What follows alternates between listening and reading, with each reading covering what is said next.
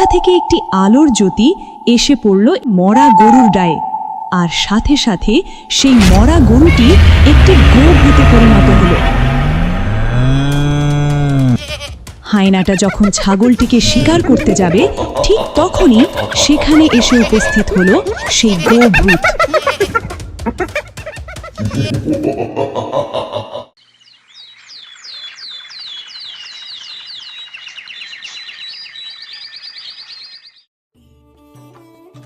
রবিন ও শিবু একসাথে চলেছে জঙ্গলের গভীরে মধু কাটতে। হ্যাঁ রে শিবু, বলছি আজকে কিন্তু আমরা অনেক মধু নিয়ে আসবো। আরে কম আর বেশি, জঙ্গলে যা ভয়ঙ্কর প্রাণীর অত্যাচার বেড়েছে, কিছুদিন ধরে তো জঙ্গলেই আসতে পারিনি ভয়তে।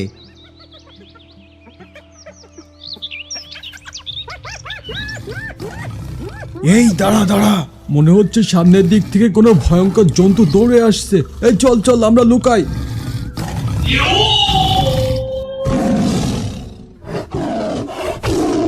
কি গো রবিন্দা, এই বাঘগুলো এমন ভাবে দৌড়ে পালাচ্ছে কেন?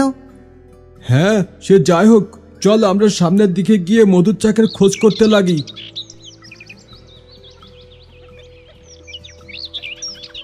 এরপরে রবিন আর শিবু সামনের দিকে একটু এগোতেই তারা দেখতে পেল এক গুহার ভেতর থেকে ধীরে ধীরে বেরিয়ে আসছে এক 3 মাথাওয়ালা লাল ভয়ঙ্কর হায়না।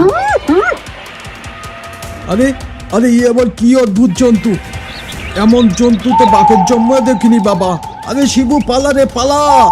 তারা ভয়ে কাঁপতে লাগলো আর দ্রুত সেখান থেকে পালাতে শুরু করলো, কিন্তু সেই 3 মাথাওয়ালা লাল হায়নাটা তাদের পেছনে তাড়া করতে লাগলো। দৌড়াতে দৌড়াতে হঠাৎ হায়নাটা রবিনকে ধরে ফেলল। তারপর শোনা গেল এক ভয়ঙ্কর চিৎকার, আর সেখানেই রবিনের মৃত্যু হলো।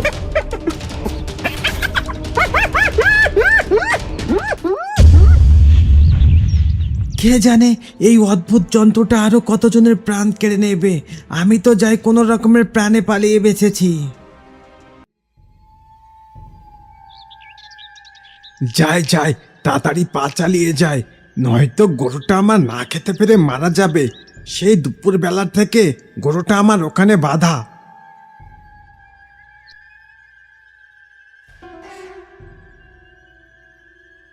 কই, আমার সে গরুটা আবার কোথায় চলে গেল? তবে গরুটা আবার জঙ্গলের পথে চলে গেল না তো? না না, যাই, এখানে সময় নষ্ট করে লাভ নেই।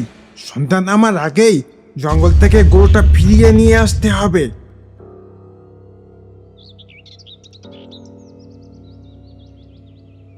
ও খুড়ো, বলি এই যে গন গন করে হেঁটে যাচ্ছটা কোথায়? বলি যাচ্ছটা কোথায়? আসলে আমার গরুটা এখানে বাঁধা ছিল, কিন্তু সেই গরুটাকে দেখছি না। হয়তো গরুটা জঙ্গলের পথে চলে গেছে। জঙ্গলের পথে গরুটা যখন গেছে, সেই গরুটা আর বেঁচে নেই গো। সেই গরুটাকে সে ভয়ঙ্কর প্রাণীটা হয়তো এতক্ষণে মেরে খেয়ে ফেলেছে। কেন, কি এমন ভয়ঙ্কর সেই প্রাণী? ওই ভয়ঙ্কর প্রাণীর সামনে এখনো পর্যন্ত যারা পড়েছে তারা আর বেঁচে ফিরেনি গো, কেউ বেঁচে ফিরেনি। সে যতই ভয়ঙ্কর প্রাণী হোক, আমাকে জঙ্গলে যেতেই হবে। আমি না গেলে যে আমার গরুটা আর বাঁচবে না। যেও না গো খুড়ো, যেও না। এদিকে কানাই খুড়ো কারো কথা না শুনে জঙ্গলের পথে এগিয়ে গেল। হঠাৎ সে দেখতে পেল সামনের দিক থেকে অনেকগুলো বাঘ দৌড়ে আসছে। আরে আরে, এই বাঘগুলো এমন করে দৌড়ে পালাচ্ছে কেন?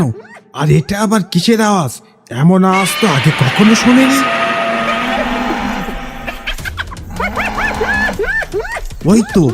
ওই তো গরুটার আওয়াজ ওই দিক থেকে আসছে।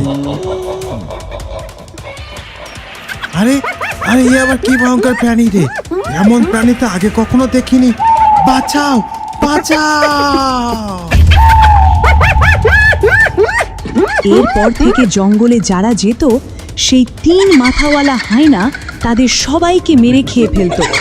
এমনকি সেই 3 মাথাওয়ালা লাল হায়না রাত্রে গ্রামে ঢুকে গরু, ছাগল, এমনকি মানুষও ধরে নিয়ে যেত।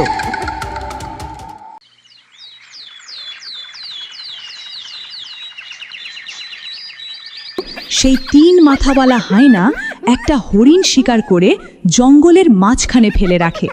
তারপর সে পাশের একটি ঝোপের ভিতরে গিয়ে লুকিয়ে পড়ে।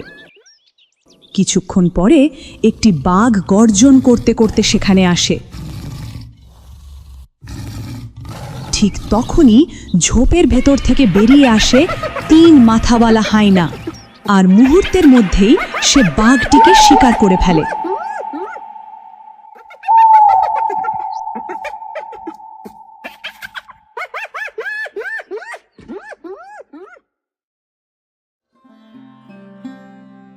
গ্রামের কিছু লোক মিলে মোড়ল মশাইয়ের কাছে যায়।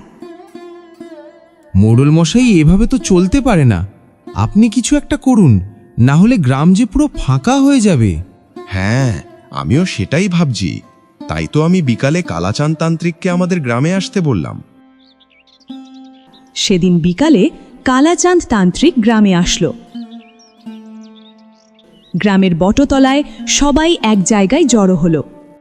যেটা শোনা যাচ্ছে আর তোরাও যেটা বলছিস, সব শুনে মনে হয় সাধারণ কোনো জন্তুর পক্ষে ওই হায়নাটাকে শেষ করা সম্ভব নয়। তবে আমি একটা কাজ করতে পারি। আমি যজ্ঞ করে গোভূতকে আহ্বান করতে পারি। সেই একমাত্র পারে ওই হিংস্র প্রাণীটাকে শেষ করতে আর তোদের গ্রামকে বাঁচাতে। তার জন্য তোরা আমাকে একটা মরা গরু এনে দিবি। আমি আজকে রাতেই যজ্ঞ বসবো। সেদিন রাত্রে কালাচাঁদ তার যজ্ঞ শুরু করল। ওং হ্রিং ব্রিং ক্রিং ফ্রিং ব্রিং চামুণ্ডায় গোভূতায় নম হিং ব্রিং ফাং রিং রাম। চারদিকে কালাচাঁদ তান্ত্রিকের মন্ত্রধ্বনি আশেপাশে প্রতিধ্বনিত হতে লাগল। আমি তোকে আহ্বান করছি গোভূতায়, আর এসে তুই এই গ্রামবাসীদেরকে রক্ষা কর। হঠাৎ কোঠা থেকে একটি আলোর জ্যোতি এসে পড়ল মরা গরুর গায়ে, আর সাথে সাথে সেই মরা গরুটি একটি গোভূতে পরিণত হল।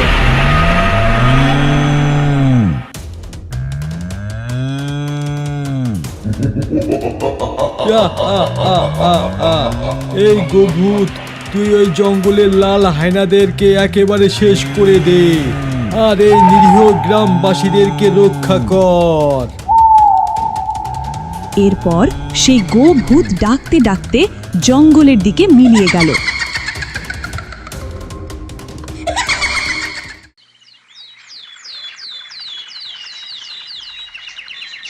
পরের দিন গ্রামের লোকজন মিলে একটি ছাগলকে জঙ্গলের মাঝখানে রেখে দিল।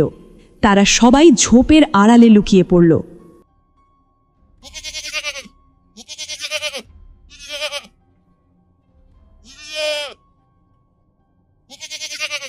ছাগলটি ডাকতে লাগলো, আর কিছুক্ষণের মধ্যেই শোনা গেল সেই ভয়ঙ্কর আওয়াজ।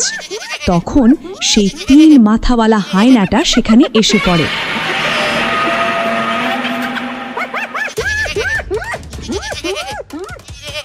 হায়নাটা যখন ছাগলটিকে শিকার করতে যাবে, ঠিক তখনই সেখানে এসে উপস্থিত হলো সেই গোভূত। গোভূত ধীরে ধীরে হায়নার দিকে এগোতে থাকে। তখন সেই হায়না ভয়ে সেখান থেকে দৌড়ে পালাতে থাকে। গোভূতও তার পেছনে ছুটতে থাকে। দৌড়াতে দৌড়াতে সেই হায়না একটি ঝোপের ভিতরে ঢুকে যায়। গোভূতও তার পেছনে পেছনে সেই ঝোপের ভিতরে ঢুকে যায়। তারপর শোনা যায় লাল হায়নার ভয়ঙ্কর আর্তনাদ। কিছুক্ষণ পরে গোভূত সেই হায়নাটিকে মেরে বাইরে বেরিয়ে আসে। তারপর ধীরে ধীরে সে হাওয়ায় মিলিয়ে যায়। এভাবেই সেই গ্রাম 3 মাথাওয়ালা লাল হায়নার অত্যাচার থেকে মুক্তি পেল।